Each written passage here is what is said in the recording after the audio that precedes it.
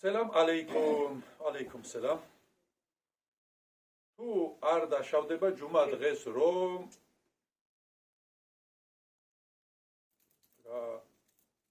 ჯუმა დღეს რომ გამოეხმაუროთ რამდენჯერმე იმ ჯემაღეთის საყურადღებოც ვინც ფარძის ლოცვის მერე უნდა წავიდეს წინასაფებში, ნუ დადგება და ლოცვის დროს აღარ მოხდება ხმაური და უსიამოვნო გარემო, რომელსაც მათი გარეთ გასვლა იწვევს. ანუ საუბარი არის ჯუმა დღეს ფარძის დასრულების შემდეგ ვინც მეჩეთიდან გარეთ გასვლას ცდილობს მათთან დაკავშირებით. დიახ, ამ საკითხზე ადრეც ბევრჯერ გვისაუბრია, რომ აქ ორ მხრივი პასუხისგებლობა არსებობს და არა ცალმხრივი. ხშირად ჩვენ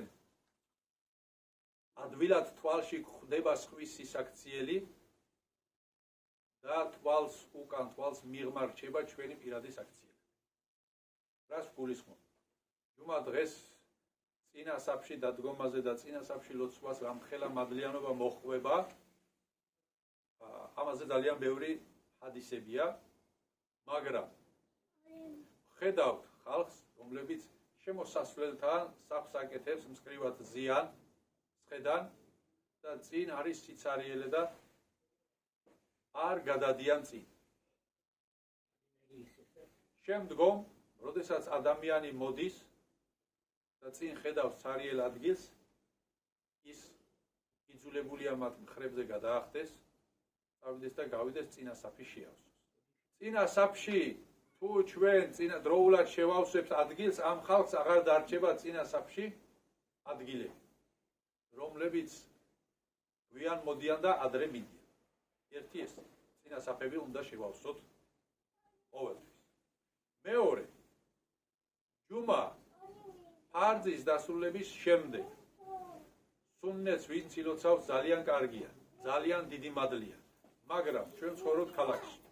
ქალაქის პირობებში ზოგი სამსახურშია, ზოგი სასწავლებელშია, რომელმაც ვინიცის რამდენი სირთულის შედეგად გამონახა იმდენი დრო, რომ ჯუმაზე მოსულიყო და ჯუმა ელოცა.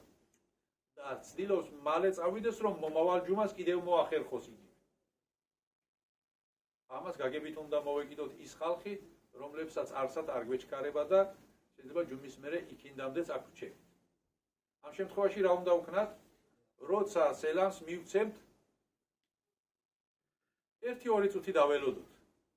გამსვლელებმა გავიდნენ და მერე ავიღოთ ტექბირი და მერე დავიწყოთ ლოცვა. ესეა. მეორე, თუ მაინც და მაინც იმ წუთას გვინდა ისეთი ადგილი შევარჩიოთ, სადაც გამსვლელი წინ არ გაგვივლის და არ შეგვაწუხებს. ნუ თუ ძნელია ამის გაკეთება.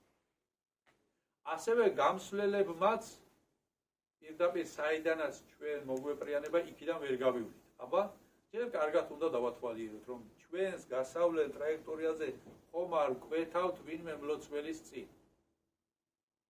და ისეთი მიმართულება შევარჩიოთ, სადაც მლოცველს წინ არ გავუვლით. რადგანაც შუამავალი სალლალლაჰუ ალეიჰი ვესელემ ბრძანებს, რომ იცოდეთ თქვენ რამდენად დიდი პასუხისმგებლობა აკისრია მას, ვინც მლოცველს წინ გაუვლისო, 40 წელიწადი იქ დადგომა და ლოდინის რომ დასჭირებოდა, დადგებოდა და დაელოდებოდა. ამდენად სერიოზული საკითხი. ამიტომ ეს საკითხი ერთი მხარიდან არ მოგვარდება მარტო, ორივე მხარემ უნდა გავითვალისწინოთ, დამრჩენელმაც და წამსვლელმაც. და ორივე მხარე, როდესაც გავითვალისწინებთ, მაშინ იქნება ლამაზი და დამრჩენელ ღმერთის წინაშეც მოსაწონი. ჯუმის ფარძის შემდეგ არის 4 სუნნეთი და შუამავალი ალეიჰი სალამ ბრძანებს, რომ ვინც მეჩეთში დარჩება და იმ 4 სუნნეტს, ვინც მეჩეთში დარჩება, იმან 4 სუნნეთი ილოცოს, ვინც სახლში დაბრუნდება, მან 2 უნდა ილოცოს. ნახეთ, მეჩეთში დარჩენის შემთხვევაში უფრო მეტს ლოცულობთ. რატომ ასე? რატომ ასე შუამავალი ალეიჰი სალამს არ გავნმარტავს? მაგრამ შეიძლება მიზეზი ეს იყოს, რომ თუ მეჩეთიდან მიდის, ესე იგი ამ ადამიანს რაღაც საქმე აქვს. რაღაცამ აიძულა წასვლას, ამიტომ შეამსუბუქა შუამავალმა სალლალლაჰუ ალეიჰი ვესელემ და 2 მუხლი ბრძანა. თუ მე შეჩირჩები, ესე იგი არ გეჩქარება სადმე რამე საქმე არ გქონს, მაშინ 4 ილოცე. შეიძლება იმან შემდგომ იქინდის მოსვლამდე ეს არ არის შემოსაზღვრული რამდენიმე წუთით. იქინდის მოსვლამდე სამსახურში სადმე გამონახოს იმის დრო რომ ის ჯერ გამოცხადდეს და შემდგომ ის ორი მუხლი სადმე კუთხეში ილოცოს ან სახლში ან თავისი მაღაზია აქვს შეიძლება თქვა ან ბაზარში ვაჭრობს რაღაცა და იქვე თავის კუთხეში დადგება და ამას შეასრულებს. ვის რა პრობლემა აქვს, რა საქმე აქვს და სად ეჩქარება, ამას ჩვენ ვერ განსაზღვრავთ და ვერავის ვერ ვაიძულებთ რომ დადგეს და ილოცოს. ეს ყველაფერი არის ნებაყოფილებით.